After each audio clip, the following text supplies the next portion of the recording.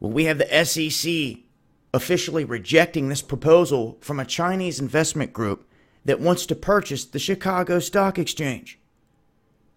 This would have been an acquisition that would create a conduit for this Chinese entity to exert more control over IPOs of these Chinese-based companies inside the U.S. So because they cannot do it in China, they want to come to America to be able to do this. In the process, they wanted to buy up the Chicago Stock Exchange. Now,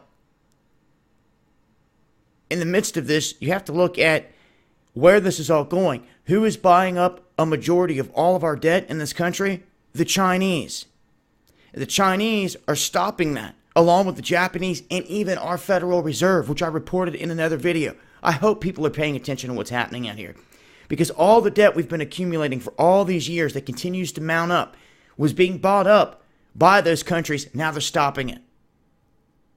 So things are about to change. They're going to shift in the offing.